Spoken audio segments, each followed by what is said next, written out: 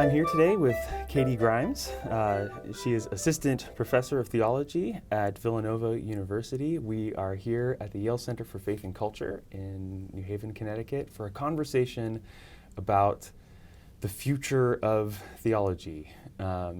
Katie, if I may. Yes. So glad that you can be here. Thanks for being here. Thank you for having me.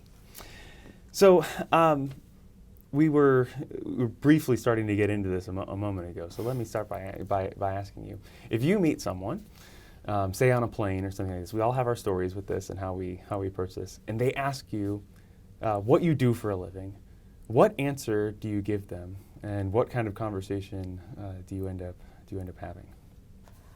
Well, I have to admit that sometimes I dread that question, just because you're in a confined space with a stranger, and so you never know what might happen. You also don't know where people are coming from, how what I say might come across.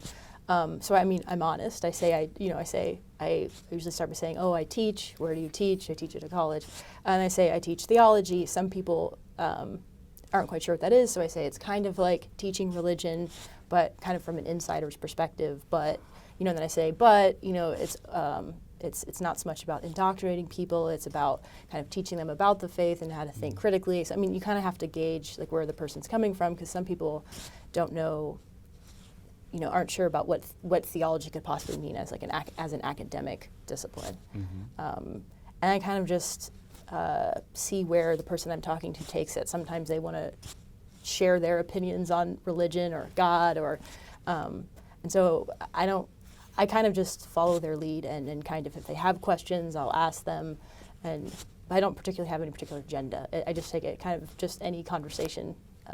Yeah. No agenda other than perhaps trying to be a little evasive at the beginning, or general. Well, I think I like to just see like maybe what, because sometimes people have like a genuine question or something that they, maybe an experience they want to get off their chest, and so I kind of let them lead and maybe kind of take it more, I guess, as more like a chaplain or some kind of just seeing where they want to go. So. First of all, I relate to that entirely, especially the concern about the confined, the confined space. You never know what's going to happen. Well, and you just don't know. I mean, words to me that mean something. I have no clue what, and so you don't want to. Yeah, there's just, you want to be minimal, I think. Well, and that's actually one of the. I mean, these big questions about that we're asking in this conversation this next couple of days. What is theology? What is it for? I mean, so many of these questions. I guess one thing theology is it's contextual, right? It has to do with people and their environments and their cultures and their experiences. And when you meet, that's the whole thing of meeting a stranger. You don't know what their context and their culture is. Yeah, exactly. Yeah. Well, so we're going to be, as I said, talking kind of big picture for the next couple of days, and we're going to talk a fair bit about some things that maybe are concerning or worrisome in theology. So why don't we start on the positive side? Okay. Let's start on the plus side. As you look at theology, whether it's you think about in your own institution, the institution in which you were trained, or other sorts of environments, what do we have to be grateful for in theology? What's going well? What's going right? What's right with theology these days? That's a broad and hard question. I think maybe first to start, I think what's going right in theology is teaching. I think is just, professors of and all different types of institutions across the theological and political spectrum. I think just concern and care for teaching and those kind of just relationships and encounters. I think that's probably what we can most hang our hat on. And but I guess from the research side, I think. A lot of the work being done by scholars of color, I think, is certainly, the academy is still, disproportionately white, and, white people have disproportionate power, but I think, people of color are paving a way for themselves, and I think that is probably, maybe one of the most hopeful things that's going right in theology that maybe had been going less right in the past. Still needs to go more right, but it's on the way, I think. Well, so maybe that's one of the answers then for my next question, which is what gives you pause, or what should be concerning us in terms of the state of theology at the moment? From a structural side, I know some institutions are struggling financially. We live in a finite world. We're not just sui generis. I think that's a little concerning.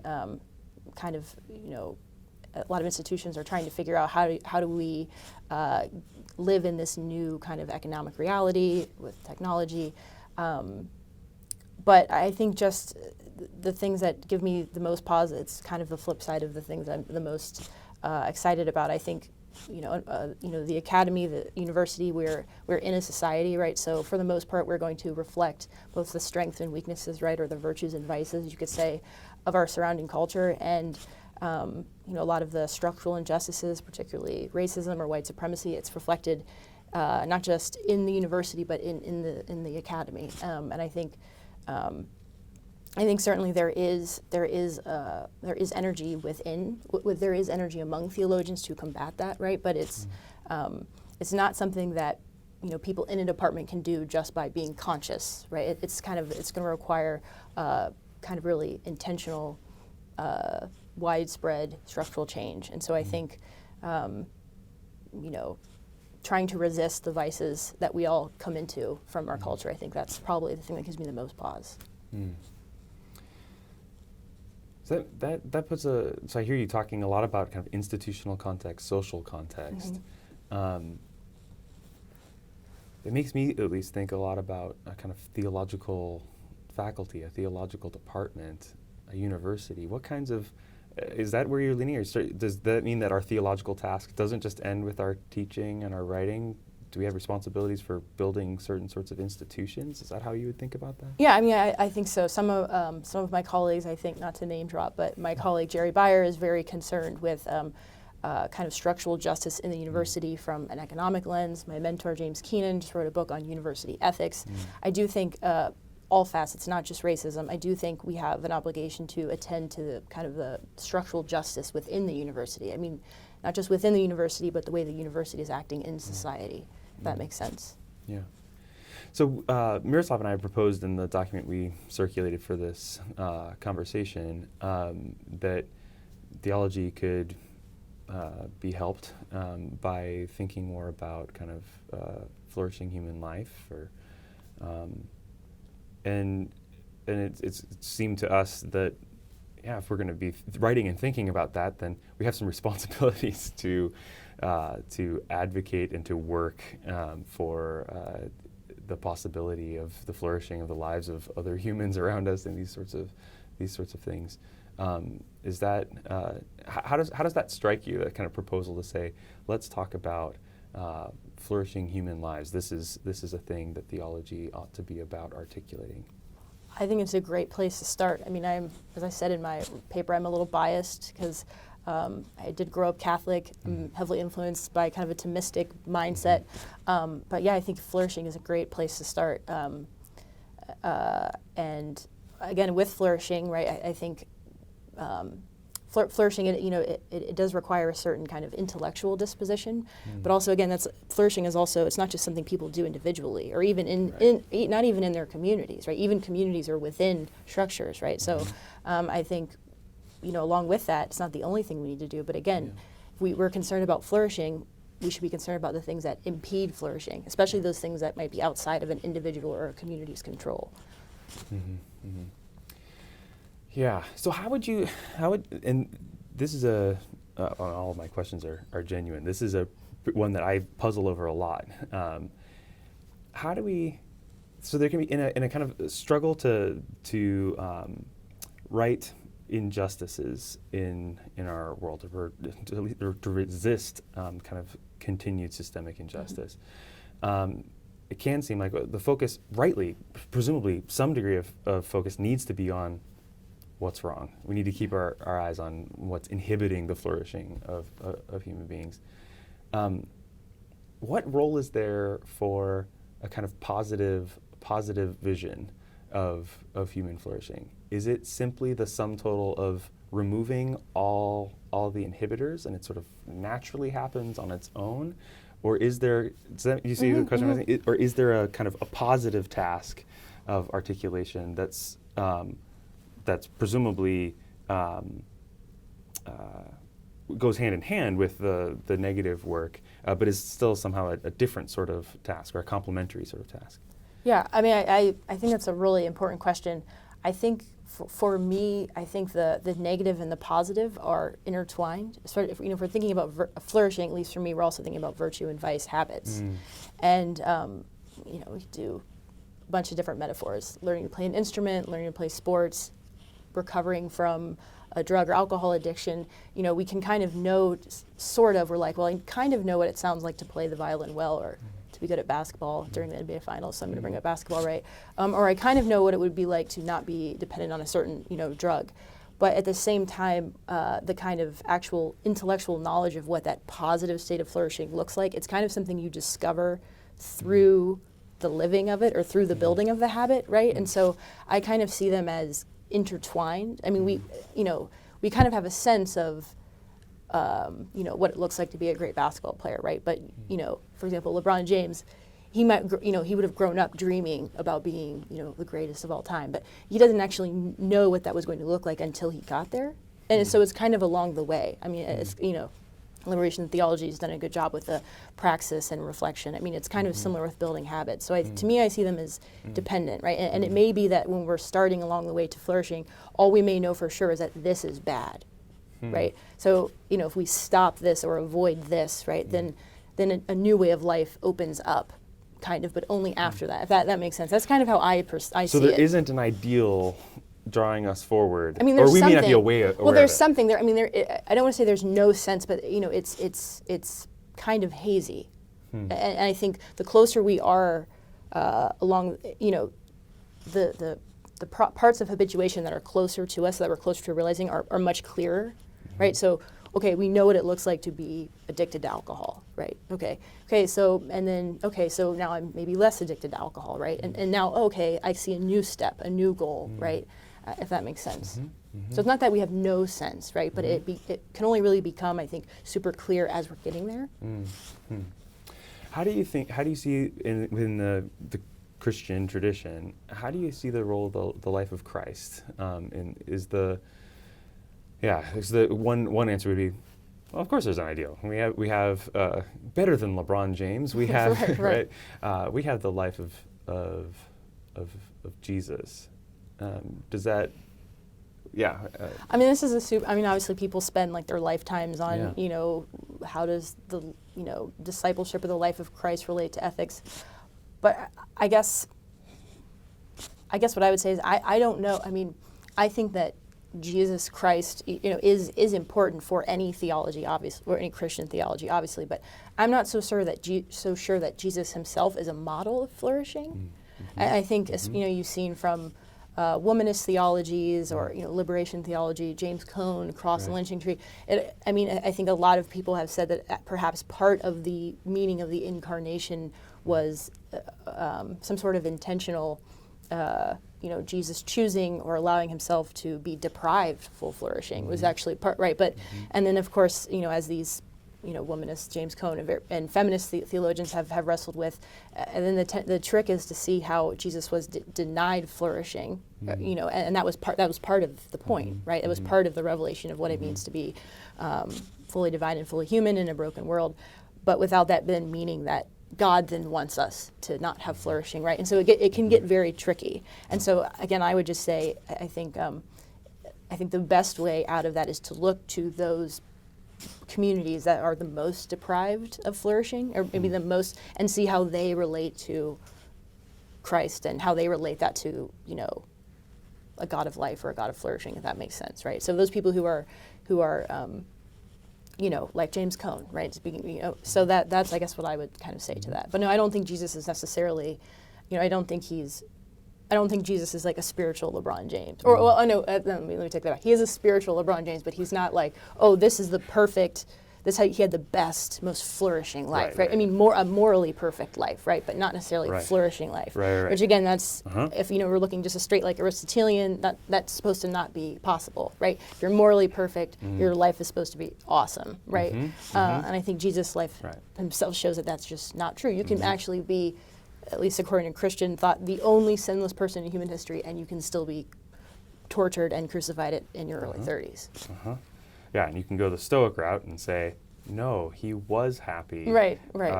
in crucifixion because he had placed his happiness in his own moral virtue, and it was never plainer than when he was on the cross. But that seems pretty hard to read in the Christian tradition. Do we then have to look to the life of the enthroned Christ? What do you mean? What do you mean by that? To think about kind of eschatological Christ, the Christ of the world of perfect love. This, in some sense, our ideal flourishing human life. I mean, perhaps. I guess I would say, because I'm not quite familiar with that language, but I would say we don't have as much access, intellectual access, relational access, but we don't necessarily, I think, have a lot of knowledge content-wise about, well, what does that Jesus in heaven look like, or the eschatological, the ascended heaven Jesus. So that's, I guess, what I would say. We're back into an imaginative process of trying to have some sort of trajectory that's the essence of who Christ is, hasn't changed from his life in Nazareth, but there is some sort of... And something I think that's recently I've been kind of meditating on and thinking about both spiritually and theologically is even Jesus, when he was resurrected and during his earthly resurrected life, he still had his wounds from the cross. And I mean, it's a very subtle thing, but I think there's actually something very profound about that, right? Maybe the way that God heals in history, right? Jesus didn't have... His wounds weren't taken away, right? They were turned into something different, but they were still there, right? Even the wounds on the cross that obviously were violations and killed him, right? We see that's touched them in the resurrected life, and they become kind of vehicles for recognition and intimacy, right? So, I think that's an interesting way of thinking about maybe the way the kind of deprivations of flourishing in history might get reconciled eschatologically. I don't know. Yeah. Oh. This is good. That's good. So let's shift gears just for a second. And one of the things we're trying to think about in this particular conversation, we've had a number of these already, but in this conversation, we're trying to think a bit about our kind of pluralistic context. That is our context. We live in a context where we have non-religious voices, a plurality of, a number of different religious voices. In this context, it seems like, well, that's significant for then how we do theology and how we think about theology. And when you think about, and especially when we're thinking about some of the kinds of problems that you're pointing us to, these are, to be sure, problems in the church. Though not only problems in the church, they extend beyond. And it immediately seems to me that theology in the way that you're talking about it then kind of automatically has a broader public in mind than just the church and just those who would share your convictions. What does theology have to say to a kind of broad pluralistic context? How do we speak across that what can feel like maybe a divide between church and world? This could be because I'm an ethicist, right? But for me, I think it's less how do we speak to the pluralistic context and how do we speak in it. I mean, I guess I'm kind of very formed by Gaudium et Spes, which was a document on the Second Vatican Council, right? A kind of openness to the world, right? Truth, I mean, again, a Thomistic insight, all truth is one. Truth can come from, many different sources. So being open to that and being willing to learn from that. Personally, I mean, issues I write about, hey, who wouldn't love everybody to be like, oh my gosh, your book, you've solved all the problems, right? Of course. But I think we should, I think I think really our only audience really should be, maybe not our only audience, but really we should mostly concern ourselves with speaking, if not to the church, to other Christians. I mean, I think there's plenty, it's not like there's not enough work there. And I mean, and again, certainly, colleagues that do interreligious dialogue or that is tremendously important, not just kind of ethically or socially, but theologically, right? So I'm not trying to like poo-poo that or anything, but I think, I just think there's enough work for us to speak to. I mean, if we are theologians, I think that's our primarily task is speaking to other Christians, talking with non-Christians, learning from them, and if they want to learn from us, great, right? That's just kind of, that could just be my kind of personal vocation. I don't know that that's a universal thing, but. That seems super important. At the very least, the conversation it has to be a conversation. Right, which right. means that learning happens on both sides. Communication runs in both directions. No, that's really helpful. All right. Well, one final Okay. question. We've talked about what's going well. We've talked about what maybe is cause for concern. Where would you have us look for hope for Theology's future?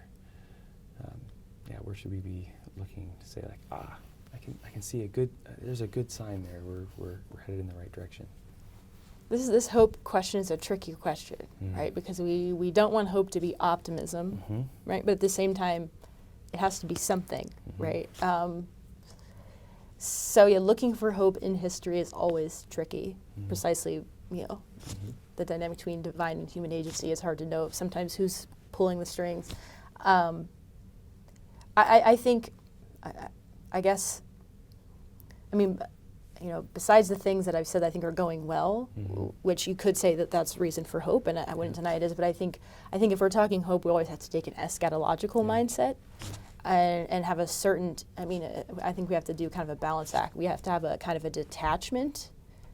We have to have a detachment from outcome in the sense that it won't diminish our desire to keep working or to keep trying to live in accordance with God's will or working for justice, but we can't lean on that. That can't be the reason why we live a certain way. So I guess just hope for anything, right? I think we kind of have to take the eschatological mindset that, if we do our part, God will do God's part. And then, hope is also a certain sense of trust that things will work out.